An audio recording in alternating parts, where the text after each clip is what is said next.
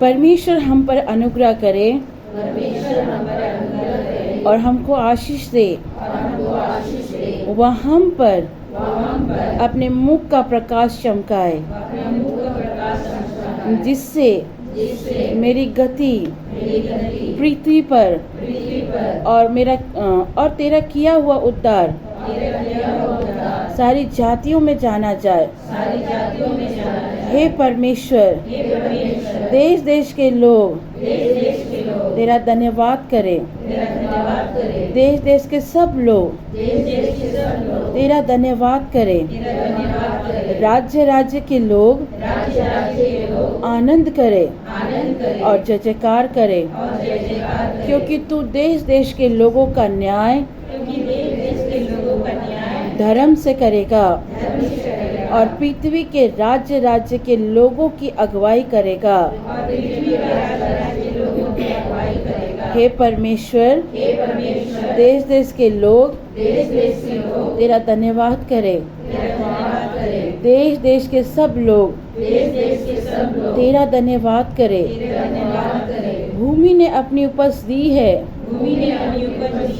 परमेश्वर जो हमारा परमेश्वर है, उसने हमें आशीष दी है। परमेश्वर हमको आशीष देगा और पृथ्वी के दूर दूर देशों के सब लोग उसका भय मानेंगे। आमेन, आमेन, आमेन। मेरे प्रियो, परमेश्वर आप सबको आशीष दे। आप लोग थोड़ा थोड़ा आगे हो जाएं, ताकि बाहर जो बैठे वो अंदर में भी उनको भी जगह मिल जाए। कोई भी बाहर ना बैठे, थोड़ा थोड़ा सा जगह दे दीजिए, प्लेस दे दीजिए, ताकि बाहर में जो बैठे हैं वो लोग भी अंदर आके बैठें।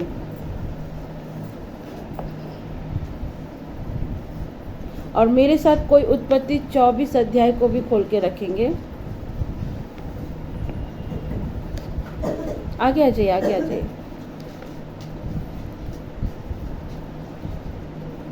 उत्पत्ति 24 अध्याय। अब अपने बगल वालों को प्यारी से एक स्माइल दे दीजिए और बोले, बहन आज तुम आशीषित हो और दूसरों के लिए भी आशीष का कारण हो। प्रभु तुम्हें बहुत आशीष दे। तुम्हारे हालात बदलेंगे, क्योंकि परमेश्वर हमारे साथ है। प्यारी से स्माइल दे दीजिए, नाराजगी वाला नहीं, ठीक है? प्यारी से स्माइल दे दीजिए, ठीक है? अगर नाराजगी है तो फिर मुझसे बाद में मिलना, ठीक है? Praise the Lord. यीशु की स्तुति हो, यीशु को धन्यवाद। आज हम जानेंगे कि श्राप से हम कैसे आशीष की ओर जा सकते हैं। बोलिए, श्राप से आशीष की ओर जाना। परमेश्वर हमारे लिए एक पूर्णता छुटकारा दिया क्रूस पर। जिस तरह परमेश्वर हमें बीमारी से छुटकारा देता है, कर्जा से छुटकारा देता है, परमेश्वर हर एक चीज़ का एक कीमत परमेश्वर ने क्रूस पर चुकाई है। जिस दिन आप इस क्रूस के वैल्यू को समझ जाएंगे, जिस दिन आप जानेंगे कि आपका परमेश्वर ने क्रूस पर क्या चीज़ को आपके लिए दिया है, उस दिन आप कभी निराश नहीं होगे। उस दिन कभी आप ये दुखी नहीं होगा कि मेरे साथ ऐसा क्यों हो रहा है। हालेलुया, यीशु की स्तुति हो, यीशु के धन्यवाद। मेरे प्रियो, प्रभु क्रूस पर ही क्यों मरा? कभी आप सोचते हैं प्रभु यीशु ने क्रूस की ही मृत्यु क्यों ली, और प्रभु यीशु मसीह क्रूस पर ही क्यों मरे? कभी इस चीज़ को आप सोचते हैं? जब परमेश्वर ने इस पृथ्वी को बनाया था, परमेश्वर ने अच्छा सोच के बनाया था ना, कि यहाँ पे लोग सब अच्छे करेंगे, सब कुछ अच्छा करेंगे। लेकिन शैतान ने आके सबसे पहले किसको बरगलाया? हवा को, और पाप को लाया। जब पाप आया इस संसार में, तो पाप के साथ क्या आ गई? श्राप आ गया।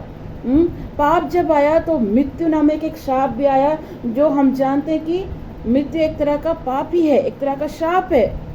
और इस पूरे पृथ्वी पे जो श्राप छाया, उस पाप को देखकर प्रभु का दिल बहुत दुखित हुआ था, आप सभी जानते हैं। और प्रभु ने डिसाइड किया था कि इस पृथ्वी को क्या करेंगे? नाश कर देंगे। पहला आदम पाप को लाया, दूसरा आदम जिंदगी को लाया। ये दूसरा आदम कौन है? प्रभु यीशु मसीह। पहला आदम आया, उसने पाप को लाया, और जब उसने पाप को लाया, आदम किससे बना था? मिट्टी से बना था। हमने अभी एक ब्लेसिंग वाली वचन को पढ़ा कि भूमि उपज दी है ना। परमेश्वर हमें मिट्टी से बना और परमेश्वर ने ये चाहता था कि उस भूमि से हम ब्लेसिंग को रिसीव करें। लेकिन पहला आदम जब वो आया, उसने पाप किया और वो भूमि श्रापित हो गई। उस पर उसने क्या किया? अपने ही बेटे को दफनाया। जो भूमि हमारे लिए ब्लेसिंग ठहरी थी, उसे पहले आदम ने क्या किया? श्राप मिला दिया, पाप मिला दिया। और जब वो पाप मिलाया, जिस भूमि से परमेश्वर ने कहा कि तुम्हें उपज लेना है, अच्छी अच्छी चीज़ों को खाना है, अच्छी अच्छी चीज़ों को अब्जॉर्ब करना, सब कुछ करना है, लेकिन उसकी एक गलती के कारण उसके बेटे ने क्या किया? पहला बेटा ने क्या किया? अपने ही भाई को मार दिया। कैन ने क्या किया था? हाबिल को मारा था। और वो ब्लड परमेश्वर को पुकार कर कह रहा था कि प्रभु तू मेरा न्याय कर, है ना। ये पाप जो आया, ये श्राप आया। आप देखते कई एक जगह अकाल होता, कई एक जगह भूमि में उपज नहीं आती है, बहुत सारी चीजें आपने देखी होंगी। उस चीज को सही करने के लिए परमेश्वर ने पूरी पृथ्वी पर देखा, न जीव सही है, न जंतु सही है, न पशु, न पक्षी, कोई भी ऐसा कोई भी पर्सन नहीं मिला जो इसको शुद्ध और पवित्र कर सके। मनुष्य भी नहीं मिला, इवन नबी तक नहीं मिले। इतने सारे बाइबल में नबी है, उत्पत्ति से लेकर मलाकी तक जितने भी प्रॉफिट हैं, वो भी छुटकारा नहीं दे सकते थे, वो भी शुद्ध नहीं कर सकते थे हमें। पहले नियम में क्या था? पहले नियम पे लोग क्या करते थे? पुराने नियम में साल भर में एक याजक जाता था और वो वेदी पर जाता था, वो सबके पापों को क्या करता था? एक बलि का बलिदान करता, उसका लहू को ले जाकर चढ़ाता था और लहू को लगा करके छुटकारा देता था। हाँ, लेकिन वो एक साल के लिए, हमेशा के लिए तो नहीं था, हमेशा के लिए नहीं था। वो पाप को कुछ वक्त के लिए ढांप के रखता था, लेकिन छुटकारा तो नहीं था। छुटकारा था क्या? हर साल वो याजक जाता था, डरते कांपते हुए अंदर जाता था। अगर थोड़ी सी भी मिस्टेक हो जाती थी, ऑन द स्पॉट याजक की मृत्यु हो जाती थी। आप पुराने नियम में पढ़ना। वो पशुओं का बलि, होम बलि, वो हमें छुटकारा नहीं दे सकता था, वो हमारा उद्धार नहीं कर सकता था। परमेश्वर ने जिस भूमि को दिया, उसको भी दुष्ट ने तरीके से क्या किया? लेकर शापित कर दिया। प्रभु पिता परमेश्वर ने पूरे विश्व में देखा, सब तरफ से उसने देखा कि कोई भी एक ऐसा व्यक्ति नहीं मिला जो इस चीज को शुद्ध और पवित्र कर सके। जब परमेश्वर का आदम के साथ रिश्ता था ना, पिता उससे मिलने आता था, हर दिन उससे मिलता था। ऊपर से प्रभु सीढ़ी बनी हुई थी, आप पढ़ना, सीढ़ी से वो आता था, मिलता था, सब कुछ करता था। लेकिन जब उसने पाप किया, मैं बिलीव करती हूँ अगर आदम उस टाइम अपनी गलती को, हवा अपनी गलती को एक्सेप्ट करता है ना, तो परमेश्वर उस पर जरूर दया करता। लेकिन उन्होंने ऐसा नहीं किया। उन्होंने क्या किया? दोष लगाना प्रारंभ किया। मैंने अपने पूरे बाइबल में पढ़ा, मैंने देखा भी, सांप भी कैसा था? बोलने वाला, रेंगने वाला नहीं था, बोलने वाला। जानते, शैतान भी ना बहुत तरीके से आपको डाइवर्ट करने की कोशिश करता है। पता है कैसे? मान लो आपको छोटी सी परेशानी है ना, उस जगह आपके लिए दुआ भी हो जाएगी ना, तो भी वहाँ पर आएगी, प्रार्थना तो किया लेकिन अभी तक बच्चा नहीं दिख रहा, प्रार्थना तो किया अभी तक दर्द नहीं जा रहा है। शैतान शक को डालता है। लेकिन जब हम ये बोलते नहीं, मेरी दुआ हुई है मेरे लिए, प्रभु के कोड़े खाने से, प्रभु के रक्त बहाने से मैं चंगी हो चुकी हूँ, जब इसको घोषणा करते हैं, हालांकि दर्द है लेकिन फिर भी हम कन्फेशंस करते हैं, घोषणा करते हैं, तो हम परमेश्वर को विजय देते हैं, परमेश्वर को ऊंचा उठाते हैं। हालेलुया, यीशु की स्तुति हो, यीशु को धन्यवाद। उस श्राप को, उस पाप को मिटाने के लिए संसार में कोई नहीं मिला। तब पिता परमेश्वर ने डिसाइड किया कि वो अपने ही बेटे को इस संसार पर भेजेगा। हालेलुया, यीशु की स्तुति हो, यीशु को धन्यवाद। हम लोग पढ़ते हैं ना, यूहन्ना में लिखा 3:16 में कि परमेश्वर ने जगत से ऐसा प्रेम किया कि उसने अपने इकलौते पुत्र को हमारे लिए दे दिया, ताकि जो कोई उस पर विश्वास करे वो नाश ना हो वरन अनंत जीवन को पाए। आमेन। हाँ, मतलब प्रभु हमसे, मतलब हम जो उनके हाथों की रचना, अपने बेटे से भी ज्यादा परमेश्वर पिता ने हमसे प्यार किया। वो पिता ने एक बार भी नहीं सोचा कि वो अपने इकलौते बेटे को दे रहा है। और उसकी मृत्यु भी कैसी जानी गई? क्रूस पर। उसका जन्म कहाँ हुआ? गौशाला पर। आज हम जितने पैदा हुए ना, कोई भी गौशाला में पैदा नहीं हुए हैं, कोई भी डर्टी प्लेस में पैदा नहीं हुए हैं, लेकिन हमारा जो सृष्टि करता है उसने डिसाइड किया कि वो गौशाला में पैदा होगा। और उसने कहाँ मृत्यु को सही? क्रूस पर मृत्यु को सही। जिस दिन आप क्रूस के वैल्यू को समझ जाओगे, मैं आज क्यों एक क्रूस की बात कह रही, क्योंकि क्रूस से ही वो सारी ब्लेसिंग है जिसे आज आपको समझने की आवश्यकता है। जिस दिन आप इस क्रूस की ब्लेसिंग को समझ जाएंगे, उस दिन आपको लगेगा कि आपके जीवन में हर चीज़ को, हर तकलीफ को, हर दर्द को, हर श्राप को, हर पीढ़ी को परमेश्वर ने उठा लिया है। यीशु की स्तुति हो, यीशु को धन्यवाद। हम लोग कोई उत्पत्ति ग्रंथ अध्याय 24 का 1 को पढ़ेंगे।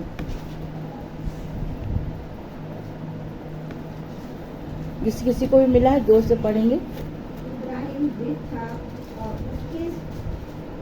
और उसकी आयु बहुत थी, और यहोवा ने उस बातों में उसको आशीष दी थी। सो इब्राहिम ने अपने उस राज से जो उसके बस 1 मैंने पढ़ने बोला था। यहाँ लिखा है, अब्राहम अब वृद्ध हो गया था और उसकी आयु बहुत थी, और यहोवा ने सब बातों में उसको आशीष दी थी। यही लिखा है ना, सब बातों में उसको क्या किया था? ब्लेसिंग दी थी। परमेश्वर प्रभु क्रिस्त किस पर मरे? इसलिए मरे ताकि जो अब्राहम की ब्लेसिंग थी, अब्राहम को जो सारी ब्लेसिंग उस समय पिता परमेश्वर ने दी थी, वो ब्लेसिंग हम तक भी पहुँचे। इसीलिए प्रभु यीशु मसीह ने क्रूस पर अपनी जान दी। मेरे प्रियो, मसीह यीशु में जब अब्राहम की जो ब्लेसिंग है, जैसे प्रभु क्रूस पर चले गए, वो ब्लेसिंग हम अन्य जाति तक प्रभु ने पहुँचाया। वो ब्लेसिंग जो अब्राहम सिर्फ यहूदी लोग तक ही सीमित था, उस ब्लेसिंग को प्रभु के क्रूस पर जाने के बाद हमारे जीवन पर भी आई। हालेलुया, यीशु की स्तुति हो, यीशु को धन्यवाद। विश्वास के द्वारा उस आत्मा को हम पा सकते हैं जिसकी प्रतिज्ञा प्रभु यीशु क्रिस्त ने की, जिसकी प्रतिज्ञा पिता ने की। मसीह आशीष, हमारे मसीह की जो ब्लेसिंग है ना, क्रिस्त की जो ब्लेसिंग है, जब प्रभु यीशु क्रूस पर गए, वो ब्लेसिंग, मसीह की जो ब्लेसिंग है, वो ट्रांसफ़र हुआ अन्य जातियों के लिए, हमारे लिए, और भी जितने हैं उन सब के लिए। मसीह की ब्लेसिंग किसी क्रिश्चियनिटी के लिए तक सीमित नहीं है। बहुत लोगों की गलत फहमी है कि यीशु सिर्फ क्रिश्चियनों का परमेश्वर। ना जी, यीशु सबका परमेश्वर है। आप पूरे बाइबल में खोल के बता देना मुझे, मैं आपकी गुलामी खट लूंगी कि कहीं भी लिखा कि यीशु सिर्फ क्रिश्चियनों का परमेश्वर। नहीं, यीशु सबका परमेश्वर है, यीशु सबका खुदा है, यीशु सबका पिता है। ये आपको समझना है। यीशु सिर्फ क्रिश्चियनों का नहीं है। मैं बहुत सारे ऐसे क्रिश्चियनों को देखी हूँ जो जन्म से भले क्रिश्चियन फैमिली में पैदा लिए, लेकिन अभी तक प्रभु के प्रेम को नहीं जान पाए। जो जन्म से बोर्न क्रिश्चियन है, अपने आप को बोर्न क्रिश्चियन कहते हैं, लेकिन अभी भी प्रभु का प्रेम उनके अंदर नहीं है, प्रभु का वचन उनके अंदर नहीं है। मैं ऐसे अन्य जातियों को भी जानती हूँ। मैं खुद एक अन्य जाति से हूँ। मैं तो उस समय परमेश्वर को जानती भी नहीं थी। कल एक बच्ची ने वहाँ पर, जब हम लोग कल एक मीटिंग जा रहे सुन रहे थे, जब हमारे वहाँ पे मुंबई से भाई प्रेमानी आए थे, वहाँ जो बच्ची ने वर्शिप करी तो उसने क्या बोला, आप थे ना नहीं, उसने बोला कि मैं हड़िया भट्टी से आई हूँ। आप समझते हैं हड़िया भट्टी, दारू भट्टी समझते? उस जगह से परमेश्वर ने उसको चुना, उस जगह से प्रभु ने उसे चुना। सोचिए, प्रभु यीशु क्रिस्त सबका परमेश्वर है, वो सिर्फ क्रिश्चियनों का परमेश्वर नहीं है। पूरे बाइबल में पढ़ के देखिए, उसने कहा मैं सबका परमेश्वर है। सब परमेश्वर ने इस सारी सृष्टि की रचना करी है, परमेश्वर ने इसे सब कुछ बनाया है। हालेलुया, यीशु की स्तुति हो, यीशु को धन्यवाद। मेरे प्रियो, अन्य जाति के लिए जो ब्लेसिंग ट्रांसफर हुई, वो कैसे हुई? होली स्पिरिट के थ्रू, पवित्र आत्मा के द्वारा वो ट्रांसफर हुई हम सबके जीवन पर। आमेन, यीशु की स्तुति हो, यीशु को धन्यवाद। अब्राहम की ब्लेसिंग पुराने नियम में बाइबल बताती है कि उस समय अब्राहम की जो ब्लेसिंग थी ना, वो सिर्फ यहूदी लोग तक सीमित था, बाकी लोगों के लिए नहीं था। पुराने नियम में आप ध्यान से पढ़ना वो ब्लेसिंग। लेकिन वहाँ एक चीज़ लिखा है कि अब्राहम बूढ़ा हो गया था और उसकी आयु बहुत थी, मतलब अब्राहम बहुत साल तक जिया। जब परमेश्वर ने उसे बुलाया तब उसकी एज कितनी थी? 75 साल की थी, राइट?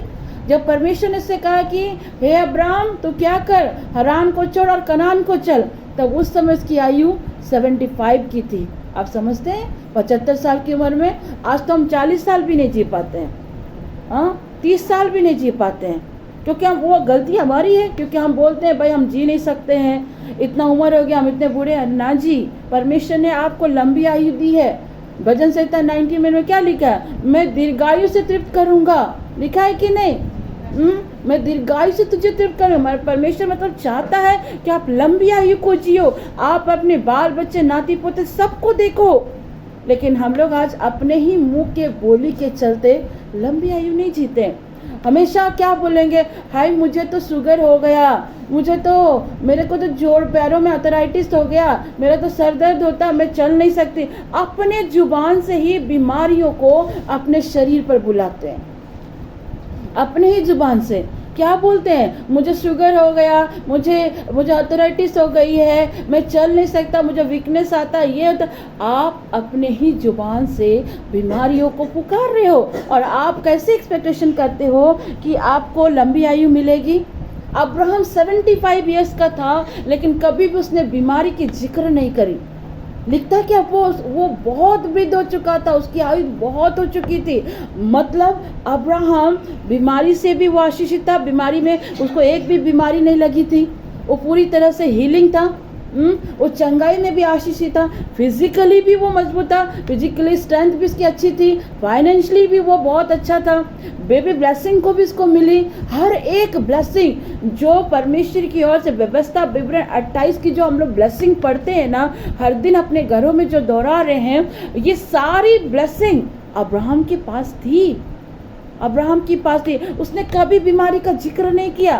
वो इतना बूढ़ा था, लेकिन उस बुढ़ापे पे भी परमेश्वर ने उसे बच्चा दिया। मैं विश्वास करती, जब एक ओल्ड एज आता है ना, सारे मेडिकल लाइन वाले को मालूम होगा, ओल्ड एज आने के बाद हर किसी का कुछ ना कुछ कमी निकल जाता है, लेकिन उस ओल्ड एज में भी अब्राहम स्ट्रांग था, अब्राहम स्ट्रांग था। बात समझ रहे हो इस बात को? हम लोग जो हाई बीमारी करते रहते हैं, अपनी जुबान से बुलाते हैं।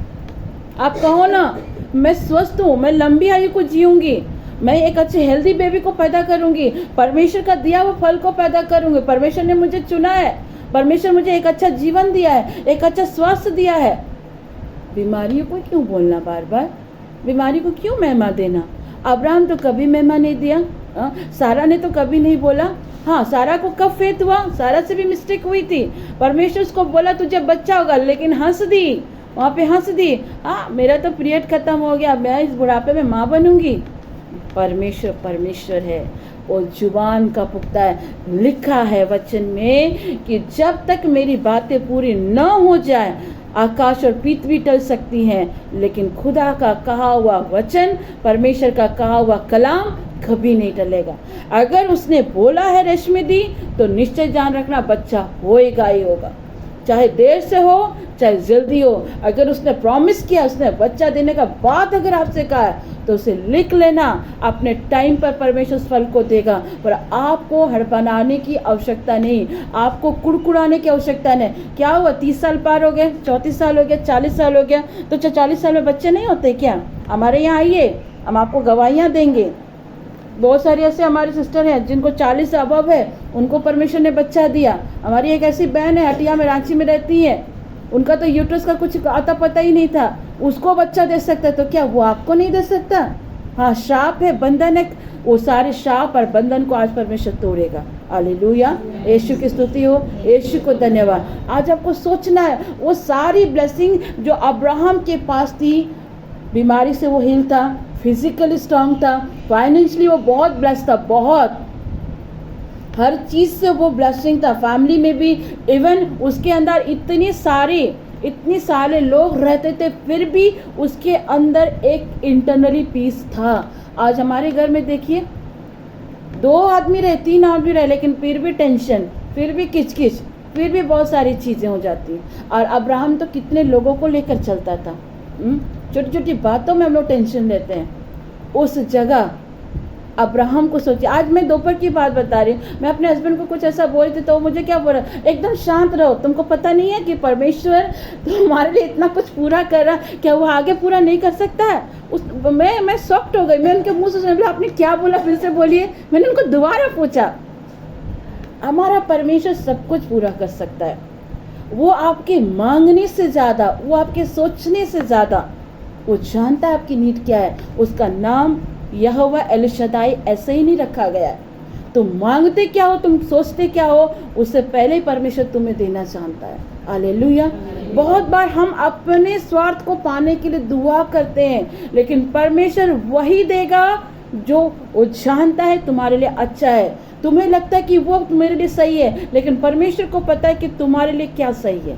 यीशु की स्तुति हो, यीशु को धन्यवाद। मेरे प्रियो, जिस तरह प्रभु यीशु मसीह जब ये सारी ब्लेसिंग जो अब्राहम के पास थी ना, यीशु मसीह जब वो क्रूस पर गए, तब वो सारी ब्लेसिंग जो अब्राहम में थी, जो अब्राहम, मैं फिर से कह रही हूँ, जब प्रभु क्रिस्त क्रूस पर गए, वो सारी ब्लेसिंग, वो सारी आशीष जो अब्राहम में थी, अब हमारे जीवन में मिला है।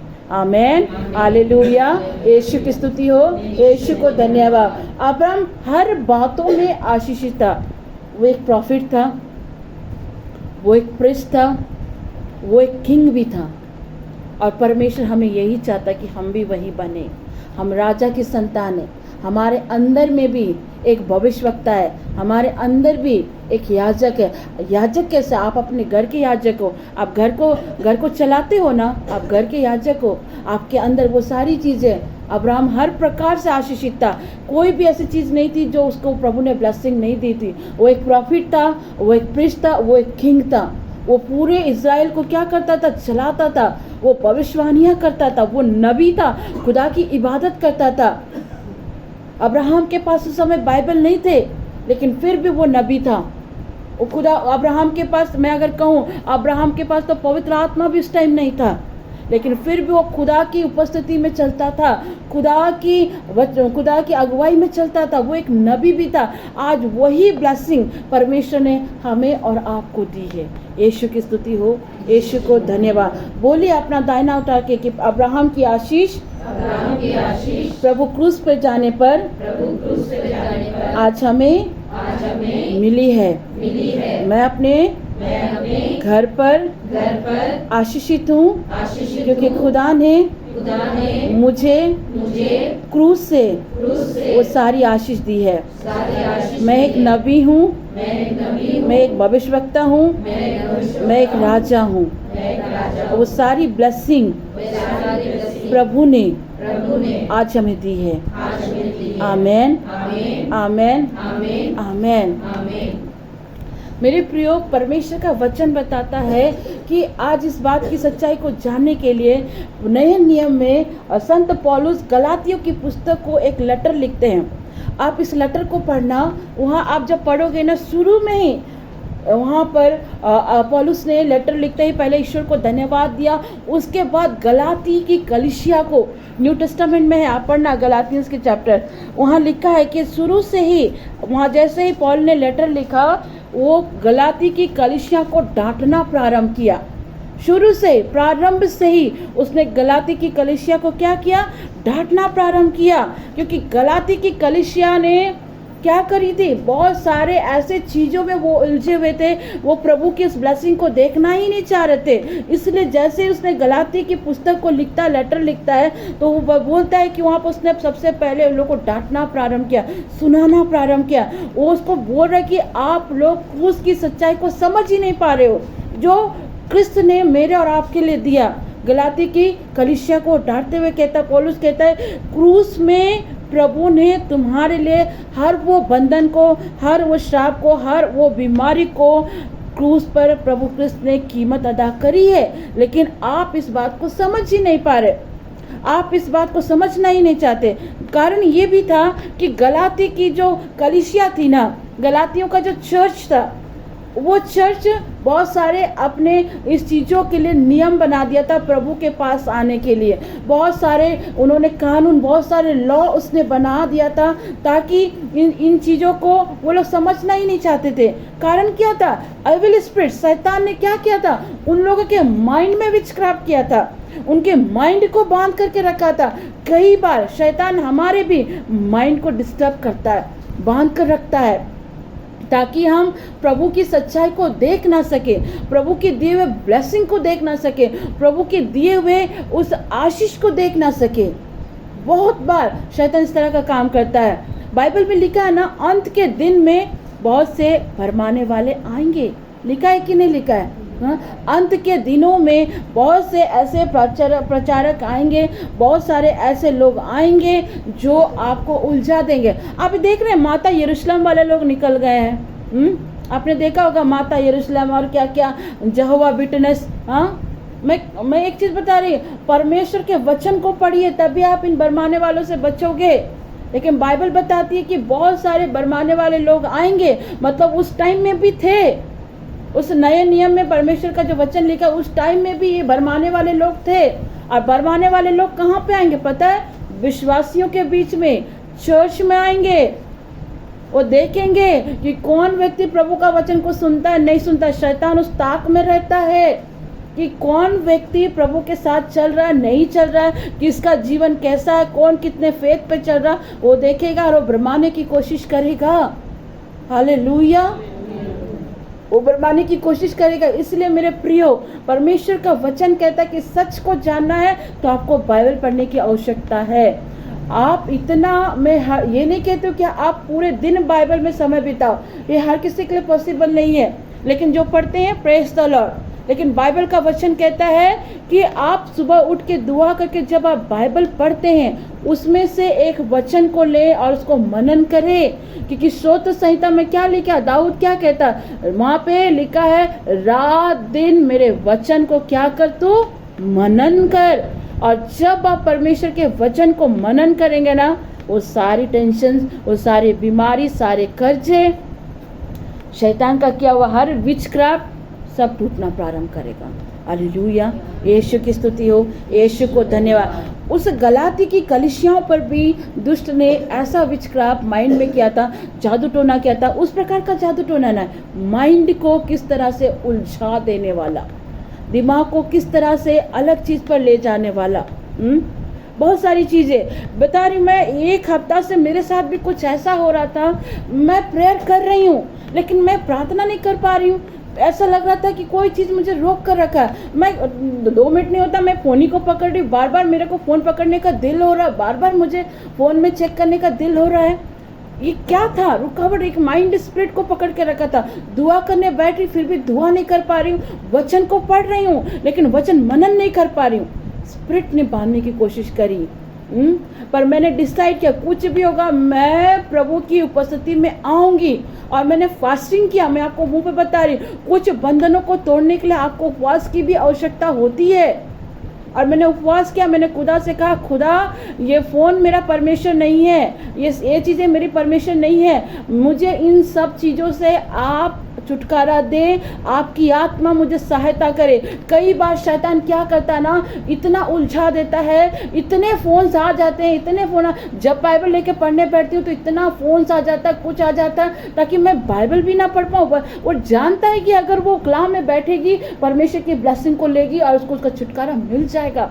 इसलिए कई बार इतना उलझा देता है। कई बार तो ऐसे भी जाते हैं, कई बार ऐसे लोग अचानक अन टाइम में, एक टाइम होता, अन टाइम में भी लोग पहुंच जाते हैं आपको डिस्टर्ब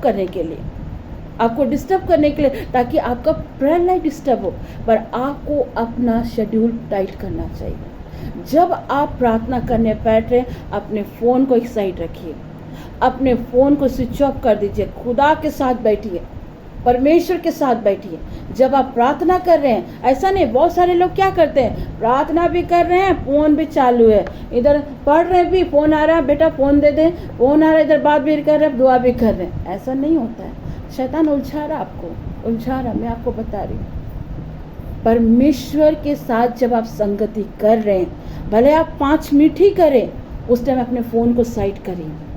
मैंने भी इससे निकलने के लिए दुआ करी, मैंने भी प्रार्थना की, मैंने फास्टिंग करी। मैंने बोले, खुदा बाप मुझे इससे निकलना है, क्योंकि ये मुझे आशीष नहीं कर सकता, ये मुझे छुटकारा नहीं दे सकता, ये मुझे जीवन की रोटी नहीं दे सकता है। मुझे जीवन की रोटी परमेश्वर का वचन देता है। मोबाइल में हम लोग जरूर बाइबल खोलते हैं, लेकिन मोबाइल इज़ नॉट होली। आपको पढ़ना पड़ेगा, बुक को पढ़ना पड़ेगा, बाइबल की किताब को पढ़ना पड़ेगा। जब आप मोबाइल में, ठीक है, आप ऐसा कोई जगह ट्रैवल करें जहाँ बाइबल नहीं पढ़ सकते, उस जगह आप मोबाइल को यूज़ करिए। लेकिन आप जानते हैं जब आप मोबाइल को भी ऑन करते हैं, बाइबल ऐप को पढ़ते हैं, वो बीच बीच में बहुत सारा नोटिफिकेशन आने लगता है, इसे ले लो, इसे ले लो, इसे ले लो, इस नंबर पे कॉल करो, इस नंबर पे कॉल करो, फलाना फलाना।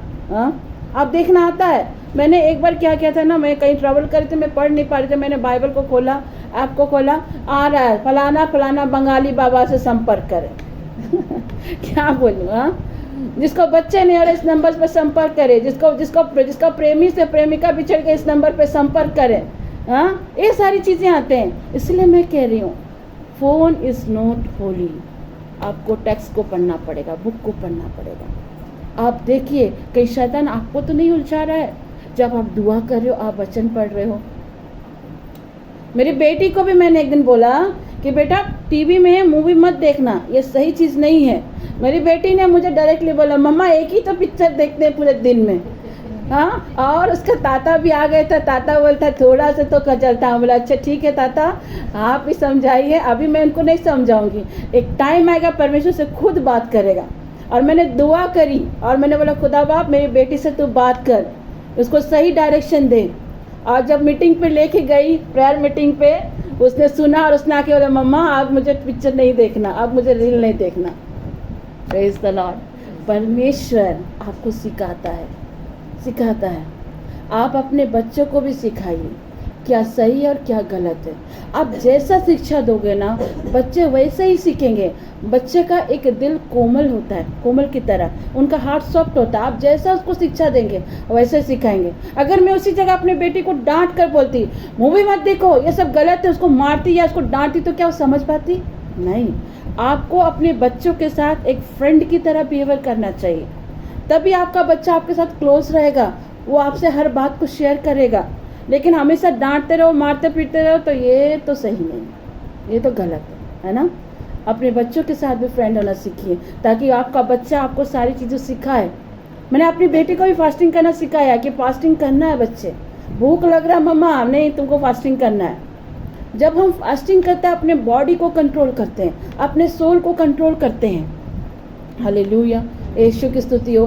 सिस्टर ज्योति को भी कई बार शैतान उलझाने का काम करता है, लेकिन परमेश्वर का धन्यवाद हो कि तुरंत मेरे माइंड में परमेश्वर नॉक करते हैं, पवित्र आत्मा नॉक करता है, और मैंने जाना कि ना ये चीज़ सही नहीं, ये डिस्टर्बेंस कर रही है, और मैं तुरंत फास्टिंग में बैठती हूँ, क्योंकि मुझे पता है इस चीज़ों से छुटकारा मुझे परमेश्वर उपवास के माध्यम से ही दे सकता है, उपवास के माध्यम से ही दे सकता है। और प्रभु ने मुझे दिया, विक्ट्री दिया। परमेश्वर का मैं धन्यवाद करती हूँ।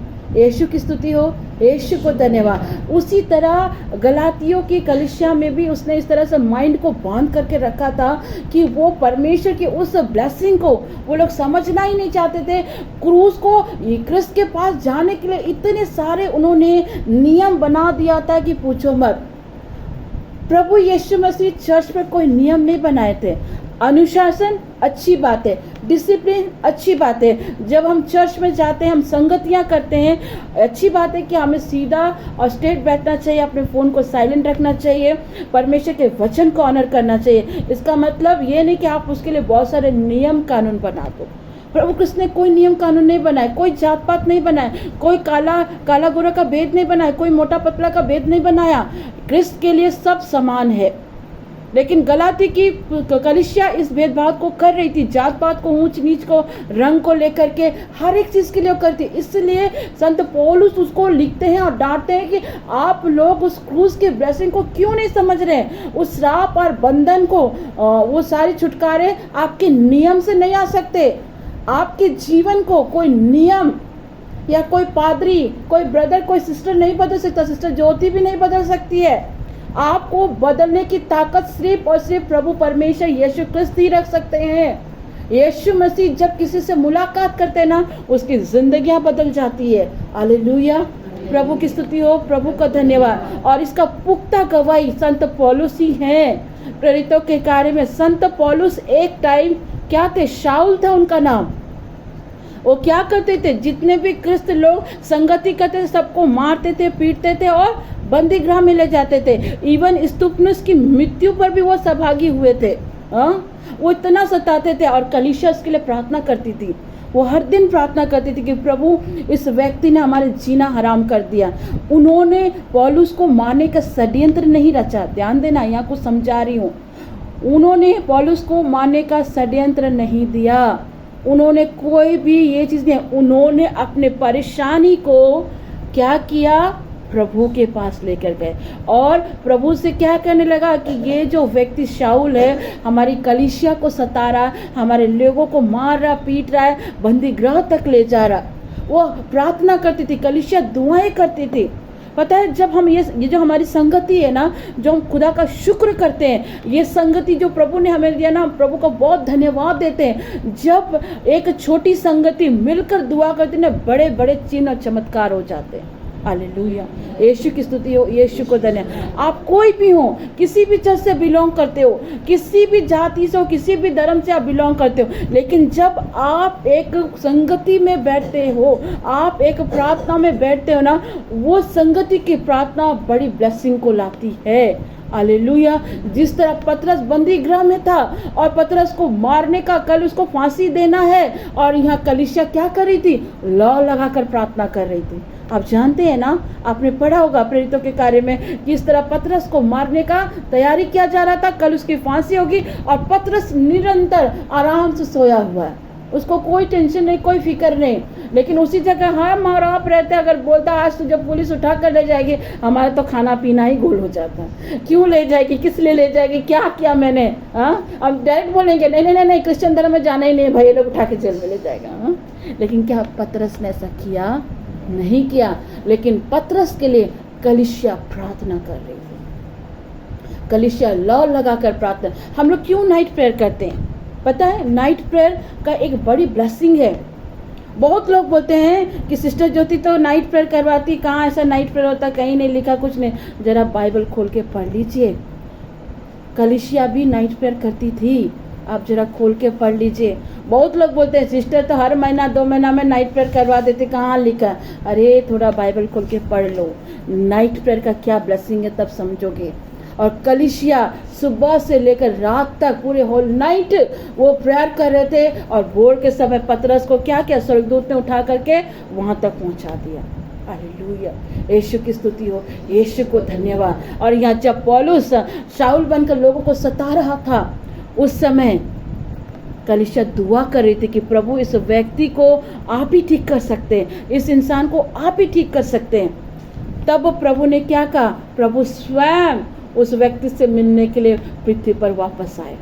स्वयं प्रभु यीशु मसीह उससे मिलने और उससे डायरेक्ट बात किया। पता है, जो आपके विरुद्ध षड्यंत्र करता है, जो आपके विरुद्ध विचक्राफ्ट करता है, जो आपके खिलाफ शिकायत करता है, जो आपके लिए निंदाएं करता है, आपके लिए षड्यंत्र रचता है ना, उसके लिए आपको कुछ नहीं करना, आपको सिर्फ प्रार्थना करना। खुदा खुद आपके लिए आगे होकर बात करेगा, खुदा खुद आपके लिए, यीशु क्रिस्त खुद आपके आगे होकर खड़ा करेगा और उससे बात करेगा, जैसे परमेश्वर ने किया, यीशु मसीह ने किया। जब वो देख रहे थे कि मेरे लोगों को सताया जा रहा, मेरे लोगों को मारा जा रहा, बंदी गृह में डाला जा रहा, प्रभु यीशु मसीह पौलुस से शाऊल से मिलने कहाँ पहुंचा? दासमिक में।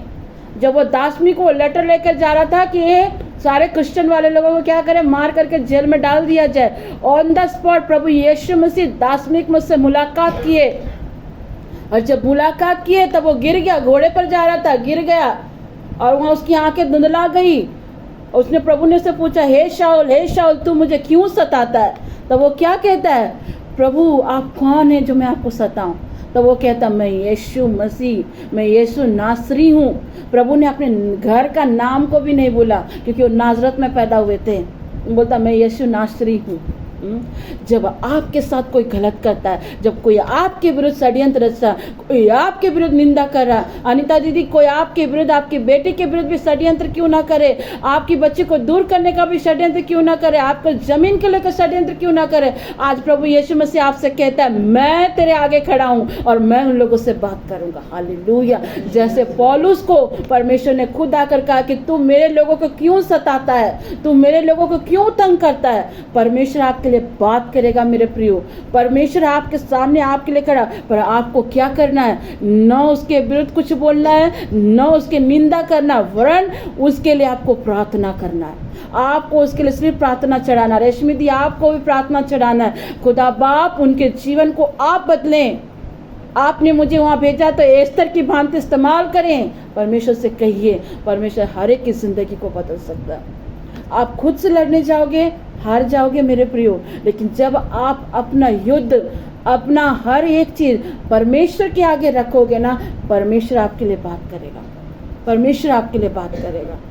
मेरे यहाँ जितनी निसंतान बहन है, मैं आप लोग से भी कहती हूँ, हन्ना की तरह बनकर दुआ करिए। क्या हुआ, इस साल बच्चा नहीं हो तो क्या बच्चा नहीं मिलेगा? हन्ना का देखो सालों साल उसने दुआ किया, खुदा ने उससे बातें करी, खुदा ने कहा जा तुझे मन चाहा वर मिले। हालेलुया। अगर अभी तक नहीं मिला तो समझ लेना एक बड़ी ब्लेसिंग, एक बड़ी योजना आपके जीवन में परमेश्वर ने रखा है। हालेलुया। कुछ चीज़ों को अगर प्रभु विलम्ब से करता है तो इसका मतलब परमेश्वर आपको बड़ी ब्लेसिंग देने जा रहा है, बड़ी ब्लेसिंग देने दे रहा है। प्रभु छोटी आशीष के लिए आपको नहीं चुना है। कल हम लोग एक मैसेज वहाँ पर सुन रहे थे, भाई ने एक लास्ट मैसेज उन्होंने कहा हमें इमोशन पे नहीं जीना है, हमें विजडम में जीना है। बहुत लोग इमोशन में जीते। कल हम अन्नी, मामी, हम लोग सब सुन रहे थे, सिल्वी भी थी वहाँ पर। इमोशन पे जीने वाले लोग कभी भी सक्सेस नहीं होते, कभी सक्सेस नहीं होते।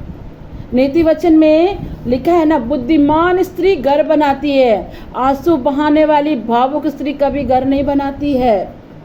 एक रोने वाली और भावुकता वाली स्त्री कभी घर को बना ही नहीं सकती।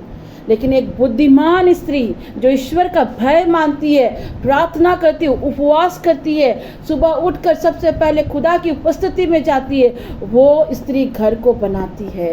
हालेलुया। यीशु की स्तुति हो, यीशु को धन्यवाद। इसलिए भावुक स्त्री मत बनिए, बुद्धिमान स्त्री बनिए। एक बुद्धिमान स्त्री अपने घर के हर मामला को टैकल कर सकती है। एक बुद्धिमान स्त्री अपने पति के लिए ब्लेसिंग का कारण हो सकती है। एक बुद्धिमान स्त्री अपने बच्चों के लिए आशीष का कारण हो सकती है। आमेन। हालेलुया। यीशु की स्तुति हो। बहुत लोग इमोशन में आकर एक बार एग्जाम दे दिया, रिजल्ट पास नहीं हुआ तो बस रोना धोना करेंगे और नहीं पढ़ाई करेंगे। मम्मी ने शादी के लिए बोल दिया है, पापा ने शादी के लिए बोल दिया। क्यों भला इमोशन में क्यों बहना? जब तुम्हारी शादी होनी है उस समय होएगी। अगर प्रभु ने तुम्हें जॉब के लिए चुना है, अच्छी नौकरी के लिए चुना है, तो वहाँ तक तुम पहुँचोगे ही पहुँचोगे। अपने इमोशन को कंट्रोल करो, इमोशन को हावी होने मत दो, वरन बुद्धि से काम लो। अगर तुम्हारे पास बुद्धि नहीं है तो परमेश्वर से बुद्धि मांगो। याकूब कहता है जिसे बुद्धि की घटी है वो बिना उलाना परमेश्वर से बुद्धि को मांगे। हालेलुया। यीशु की स्तुति हो, यीशु को धन्यवाद। सुलेमान क्या था? सुलेमान मात्र हमको लगता 13-14 साल का लड़का था। उस लड़के को पूरे इजराइल पर क्या करना था? राज्य करना था। उसके सामने इतने सारे धन संपत्ति वाले लोग थे, बहुत सारे दुश्मन सेना थी, लेकिन उस लड़के ने परमेश्वर के सामने हजारों बलियां चढ़ाई। तब परमेश्वर ने उससे बात करा, बोल, उससे पूछा तू क्या चाहता कि मैं तुझे दूं? उसने क्या कहा? मुझे सोना चांदी कुछ नहीं चाहिए, मुझे बुद्धि चाहिए। आपके पास अगर बुद्धि होगी ना, आप हर एक प्रॉब्लम से निकल जाओगे। आपके पास अगर बुद्धि होगी ना, हर एक चीज से आप विक्ट्री पा सकते हो। और ये बुद्धि कौन देता है? परमेश्वर देता है। नॉलेज अलग चीज है, विजडम अलग चीज है। अधिक ज्ञान आपको पागल बना सकता है, लेकिन बुद्धि अगर प्रभु देगा ना तो आप हर चीज से निकल सकते हो, हर चीज से निकल। नॉलेज और विजडम दो अलग चीजें हैं, ध्यान रखिएगा। आज लोगों के पास ज्ञान तो बहुत है, बहुत सारा। अभी लोग रेवलेशन ढूंढते हैं। प्रकाश बाबा के 7 कटोरे बताइए, 4 कटोरे बताइए, काला घोड़ा सादा घोड़ा के बारे में बताइए, प्रभु कब आएगा। ज्ञान तो इतना है, लेकिन बुद्धि का कोई इस्तेमाल नहीं कर रहा है।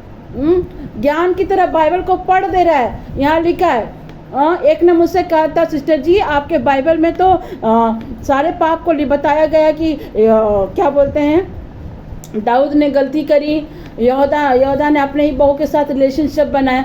मैंने उससे एक ही बात कहा, हमारा पवित्र शास्त्र गलतियों को उजागर किया है ताकि हम उन गलतियों को न करें। हमारा पवित्र शास्त्र गलतियों को छुपाता नहीं। बाइबल में लिखा है, अगर तुम कोई भी चीज को अंधकार में कर रहे हो, गुप्त रीति से कर रहे हो, परमेश्वर उसे उजाला में प्रकट कर देगा। हमारा बाइबल हर गलतियों को उजागर किया, उसने छुपाया नहीं। उसके बाद परमेश्वर ने उन गलतियों को माफ़ी भी दिया और उनके जीवन को भी बदला। दाऊद से गलती हुई, उसने दूसरे के पत्नी के साथ फिजिकली हुआ, बच्चा भी पैदा हुआ, लेकिन प्रभु ने इस बच्चे को एक्सेप्ट नहीं किया। प्रभु ने जब दाऊद को एहसास हुआ कि उसने बहुत बड़ी गलती करी है, वो प्रभु के पास आया, माफ़ी मांगा और उसने प्रभु से कहा, हे परमेश्वर यहोवा, मेरे अंदर शुद्ध मन और स्थिर आत्मा को दे। उसने ये नहीं कहा कि मैं उसी पाप में पड़ा हूं, प्रभु मुझे छुटकारा दे, ना ना ना। उसने अपनी गलती को मानने के बाद वो कहता है, हे यहोवा, मेरे अंदर शुद्ध मन और स्थिर आत्मा दे। गलती हो जाने के बाद वहां बैठे मत रहिए। गलती हो जाने के बाद चुप ना रहें। गलती हो जाने के बाद प्रभु के पास जाएं, अपने गलतियों को प्रभु के सामने एक्सेप्ट करिए।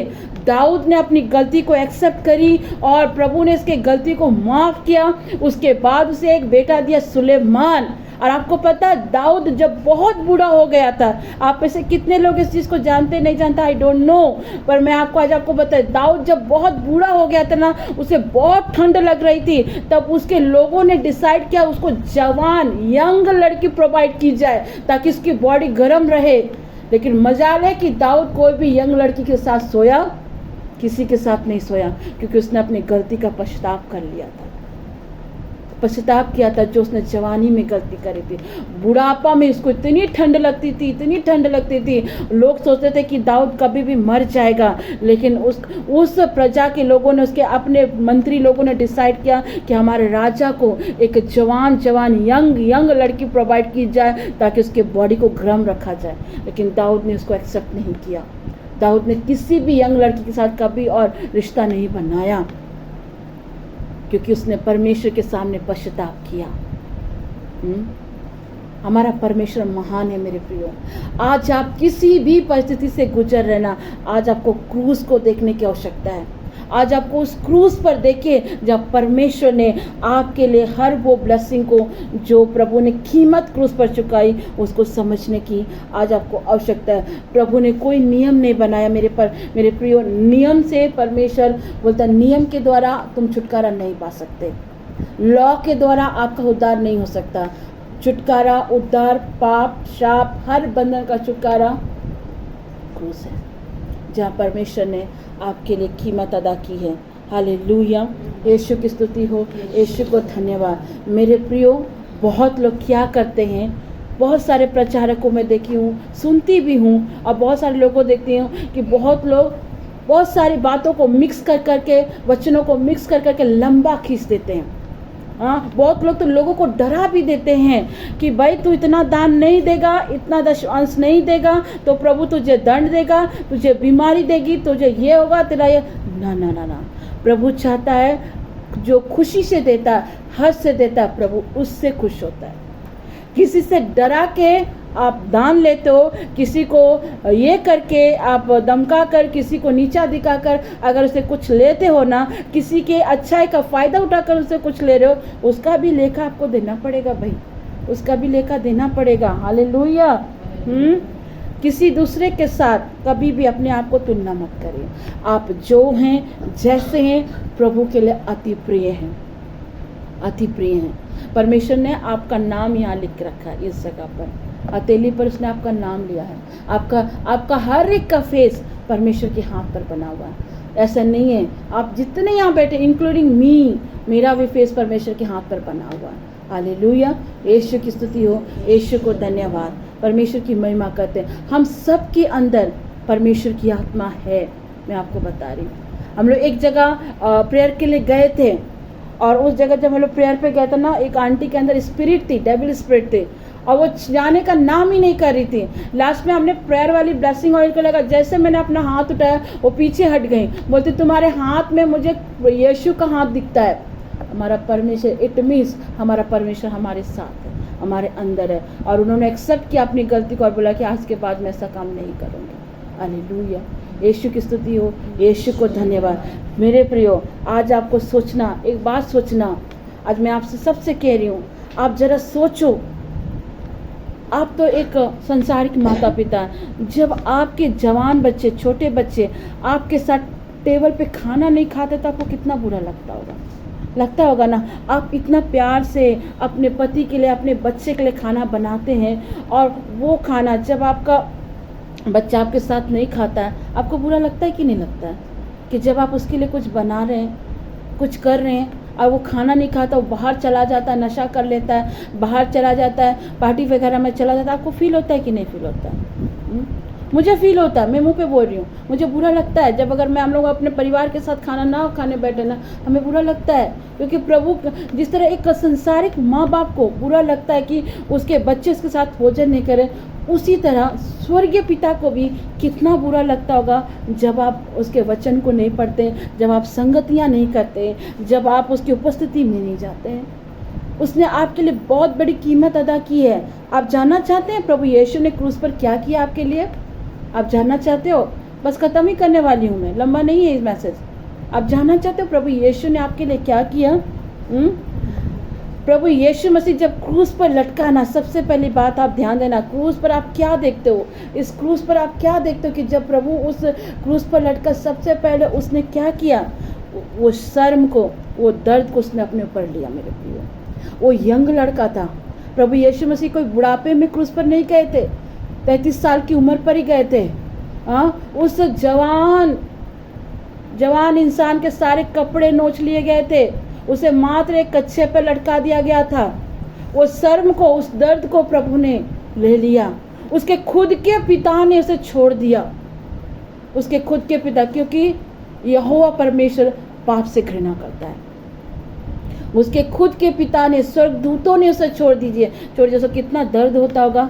आप सोचो, जब आपके बच्चे आपको छोड़कर चले जाते हैं, आपको कितना तकलीफ लगता होगा। आप रोते हैं कि नहीं रोते? काश मेरा बेटा लौट आ जाए, काश मेरा बेटा का जिंदगी सही हो जाए। उस यहोवा को कितनी तकलीफ होती होगी।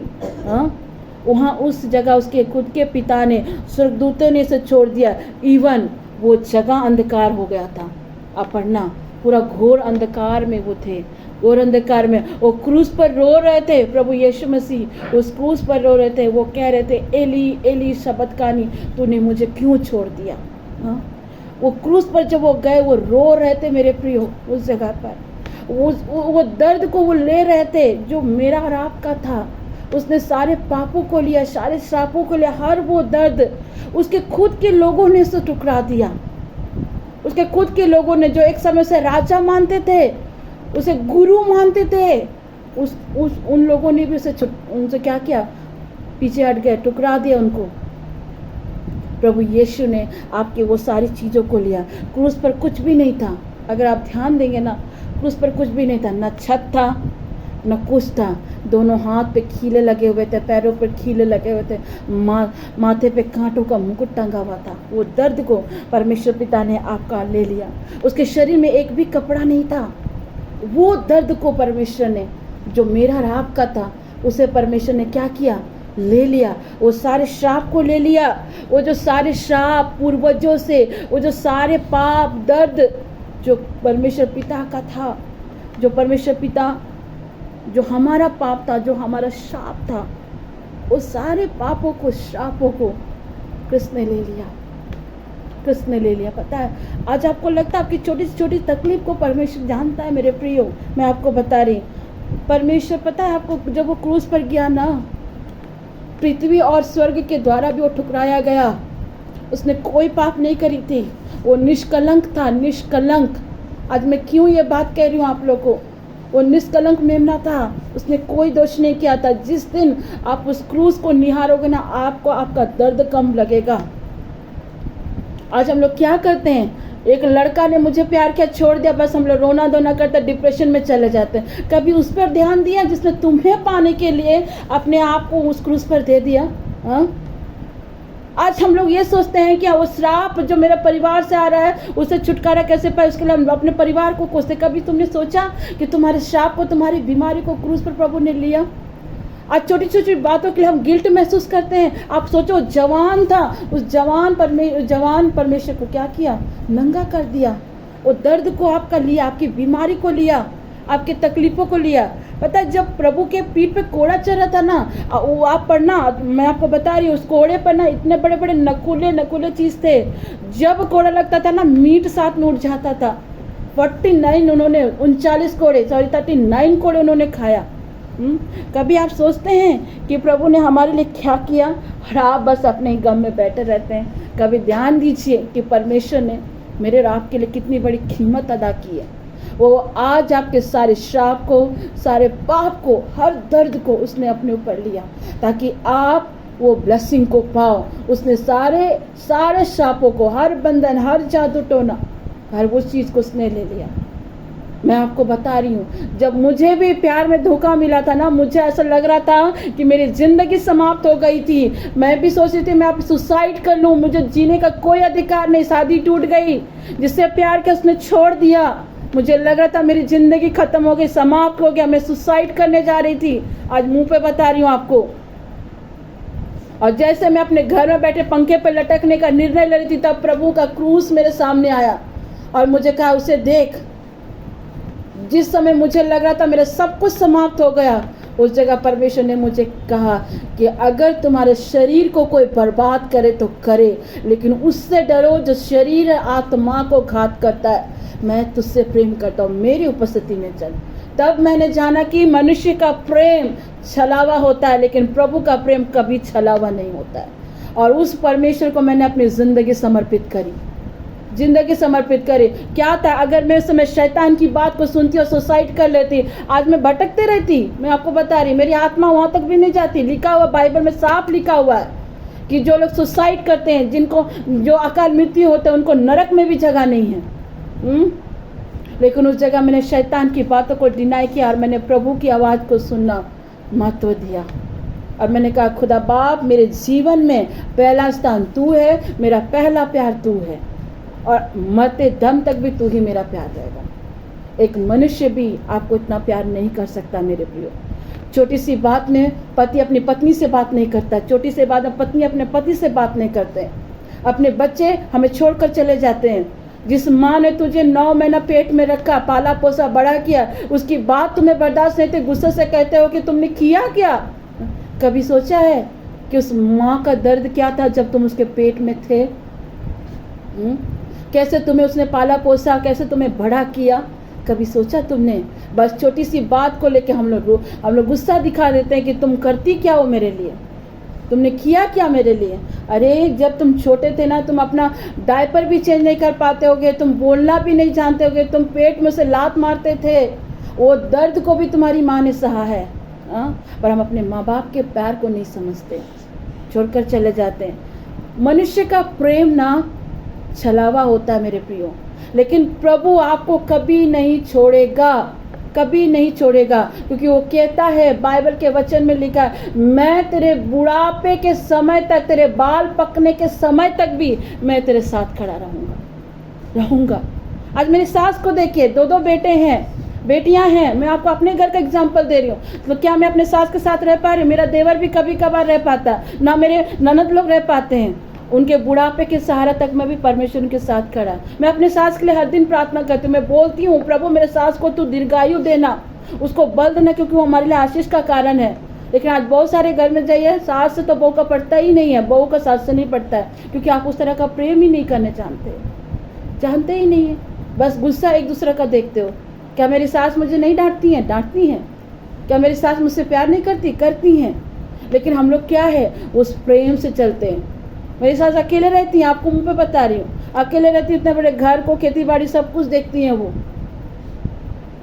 लेकिन उनके साथ परमेश्वर खड़ा है, क्योंकि उसने वायदा किया कि मैं तेरे बाल पकने तक तेरे साथ रहूँगा। जब तक उस पृथ्वी पर तू है, मैं तेरे साथ खड़ा रहूँगा। मनुष्य छोड़ देगा मेरे प्रियो, प्रभु कभी नहीं छोड़ेगा।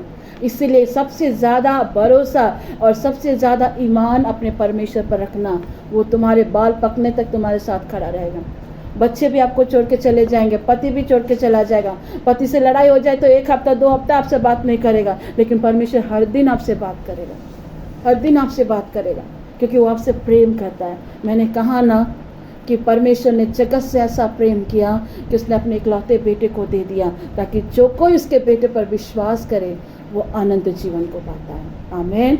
मेरे प्रियो, आज वो परमेश्वर आपको कहता है, मैं क्रूस पर तुम्हारी सारे श्रापों को, सारे बंधन को ले लिया और बदले में मैं तुझे वो सारी ब्लेसिंग देता हूँ, वो सारी आशीष आपको देता है। इसलिए मेरे प्रियो, आज आप निर्णय करें, कहे खुदा बाप, मैं विश्वास करता हूँ कि आज ने आप मुझे आशीष दी है और मेरे सारे श्रापों को, सारे बंधनों को आपने क्रूस पर ले लिया है। हालेलुया। तो मेरे प्रियो, आज वो अब्राहम की आशीष खुदा बाप आप सबको देना चाहता है। May the God bless you everyone. प्रभु आप सबको आशीष दे।